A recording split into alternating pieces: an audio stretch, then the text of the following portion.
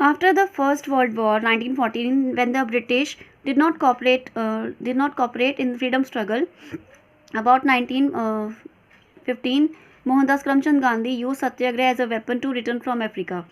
जब पहले first world war के बाद जब अंग्रेज़ों ने नॉन कॉपरेट नहीं किया हमारे फ्रीडम स्ट्रगल में, तो मोहनदास करमचंद गांधी जी जो थे उन्होंने सत्याग्रह शुरू किया जब वो अफ्रीका से वापस आए।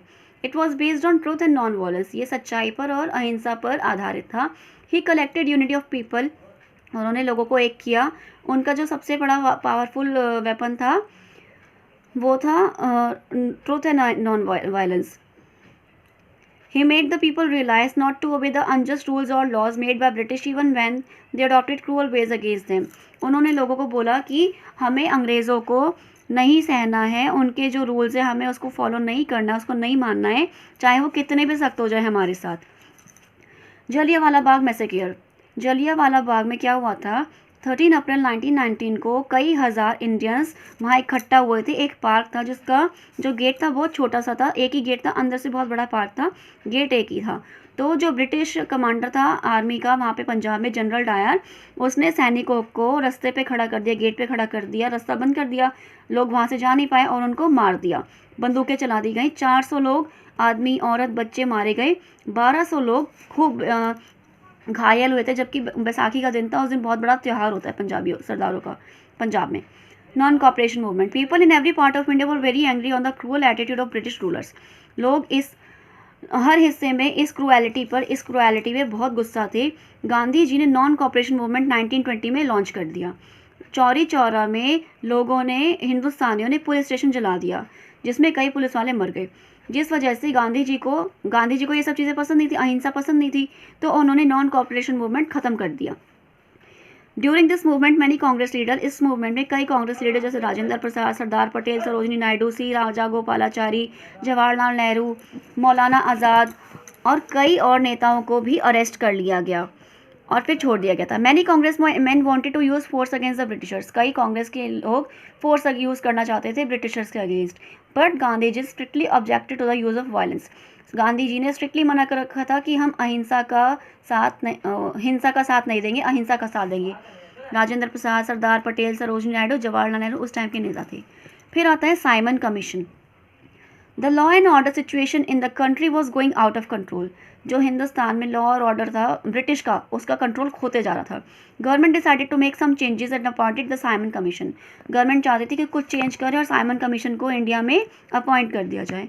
There was no Indian in the commission, इसमें कमीशन में कोई भी हिंदुस्तानी नहीं था। Congress decided to boycott it, Congress ने डिसाइड किया कि इसको हम बायकॉट करेंगे। कमीशन केम टू इंडिया 1929 में ये कमीशन इंडिया में आया और इसको नारा दिया गया हिंदुस्तानियों की तरफ से, साइमन गो बैक, साइमन वापस जाओ। A new group of revolutionaries also become active at this time, इस टाइम पे नए रेवोल्यूशनरीज भी आ गए थे। It included Bhagat Singh, Rajguru, Sukhdev, B.K. Dutt, Chandrashekhar Azad और ये सारे नेता उस टाइम आ गए थे। फिर आता है आपका सिविल डिसोबीडियंस मूवमेंट। दिसंबर 1929 में कांग्रेस ने पूर्ण स्वराज का नारा दिया कि हमें पूरी आज़ादी दो from the government. The civil disobedience movement begin in early 1930 में ये मूवमेंट स्टार्ट की गई गांधी जी के नेतृत्व में। तो ये कहाँ शुरू हुई, डांडी मार्च के द्वारा शुरू की गई। गांधी जी और उनके फॉलोअर्स थे जो, वो साबरमती से लेके, साबरमती आश्रम अहमदाबाद में से लेके डांडी तक गए, सूरत, फिर वहाँ से गुजरात तक गए। गांधी जी ने नमक कानून तोड़ा, जिसमें क्योंकि हमें इंडियंस को नमक बनाने की आज़ादी नहीं थी, नमक बनाने का कानून तोड़ के उन्होंने, ये जो मूवमेंट थी हमारी पूरे भारत में फैल गई। मैनी पीपल वर लाठी चार्ज, कई लोगों को लाठी चार्ज किया गया, लाठी से मारा गया। In this attack of Britishers a few people were killed and other injured, कई लोग मारे गए, कई घायल हुए। इस इंसिडेंट के बाद गांधी जी ने लोगों से कहा कि फॉरेन गुड्स को यूज़ ना करें, उनका बॉयकॉट करें और खादी को एक्सेप्ट करें। Thus Indian weavers got a great benefit to this decision, अब हिंदुस्तान में खादी बनने लगा तो हमारे जो वीवर्स थे, बुनकर थे, उनको बड़ा फ़ायदा होने लगा। फिर आता है आपका quit India movement. Gandhi ji launch the quit India movement in 1942, Gandhi ji ने क्विट इंडिया मूवमेंट 1942 में लॉन्च किया। He asked the people to do or die, उन्होंने लोगों से कहा करो या मरो, it mean either win freedom or die for it, या तो आज़ादी पालो या मर जाओ। Gandhi ji and other leaders were arrested, Gandhi ji और दूसरे नेताओं को अरेस्ट कर लिया गया। The revolutionaries continued there activities, revolutionary ने, आंदोलनकारियों ने अपना काम चालू रखा। खुदीराम बोस, भगत सिंह, राम प्रसाद बिस्मिल, सुखदेव, चंद्रशेखर आज़ाद, अशफाकुल्ला, सीताराम राजू, इन सब ने एक्टिवली पार्टिसिपेट किया यहाँ पर। फिर Indian national army, Netaji Subhash Chandra Bose जो थे उनकी पॉपुलैरिटी बढ़ने लगी थी। ये बहुत रिस्पेक्टेड लीडर्स थे इंडिपेंडेंस मूवमेंट के। ये रशिया चले गए, वहाँ से फिर ये जर्मनी चले गए, फिर वहाँ से जापान चले गए। उन्होंने इंडियन नेशनल आर्मी को ऑर्गेनाइज़ किया और आज़ाद हिंद फौज उन्होंने बनाई, जिससे कि आज़ादी की लड़ाई लड़ी जा सके। ही believe that freedom could be obtained by force. वो मानते थे कि आज़ादी सिर्फ फोर्स के द्वारा ही पाई जा सकती है, अपनी आर्मी के द्वारा ही पाई जा सकती है। He work mostly from outside the country gathering support. उन्होंने ज़्यादातर कंट्री के बाहर से काम किया और सपोर्ट पाते रहे।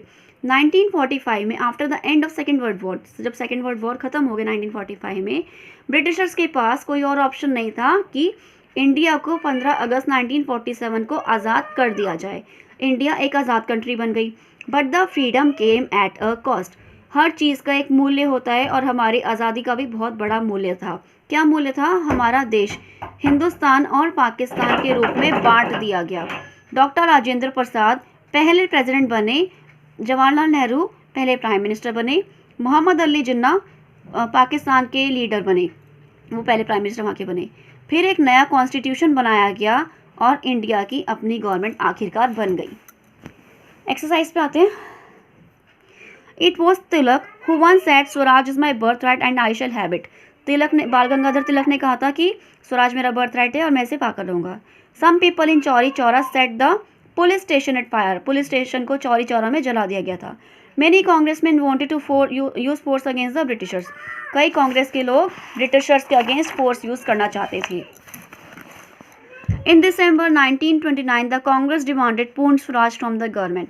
दिसंबर 1929 में कांग्रेस ने अंग्रेज़ों से पूर्ण स्वराज की मांग की। Rowlatt act was passed in 1919. Rowlatt act 1919 में पास हुआ। Congress demanded Purna Swaraj from the government. Congress ने सरकार से पूर्ण स्वराज की मांग की। Subhash Chandra Bose was one of the most highly respected leaders of the independence movement. Subhash Chandra Bose आज़ादी के बहुत रिस्पेक्टेड लीडरों में से एक थे। Netaji believe that freedom could be obtained by force. Netaji मानते थे कि आज़ादी सिर्फ फोर्स के द्वारा पाई जा सकती है। The Rowlatt Act gave the British the power to send anyone to jail without a trial in the court. Rowlatt Act के द्वारा किसी भी हिंदुस्तानी को बिना कोर्ट में जाए जेल में डाल दिया जा सकता था। Radicals wanted to oppose the English strongly. Radicals जो थे अंग्रेज़ों को स्ट्रांगली अपोज करना चाहते थे। Who were moderates and radicals. Moderate और रेडिकल्स कौन थे? The early leaders of the Congress were known as the moderate. जो पुराने लीडर्स थे कांग्रेस के उनको मॉडरेट कहते थे। There was another group within the Congress, they were called the radicals. एक और ग्रुप था कांग्रेस का, उनको रेडिकल्स कहा जाता था। डिस्क्राइब द जलियांवाला बाग में से क्या ब्रीफली। जलियांवाला बाग में क्या हुआ था वो बताएं। On 13 April 1919, Indians gathered for public meeting at Jallianwala Bagh. General Dyer ordered his troops to fire on Indians. Around 400 Indians were killed and 1200 were injured. 13 अप्रैल 1990 को इंडियंस एक पब्लिक मीटिंग में के लिए इकट्ठा हुए थे जलियांवाला बाग में। जनरल डायर ने अपनी सेना को ऑर्डर किया कि इनको मार दिया जाए, उनको जला दिया, उनको बंदूक से उड़ा दिया जाए। और 400 इंडियंस मर गए थे और 1200 घायल हो गए थे। Who launch the non cooperation movement when and why. Non cooperation movement किसने चालू किया था, कब और कैसे, क्यों? Gandhi ji launch the non cooperation movement in 1920 to oppose the cruel attitude of British rulers. Gandhi ji ने 1920 में अंग्रेज़ों की क्रुएलिटी के खिलाफ ये आंदोलन चालू किया था। Who organise the Azad Hind force and Y.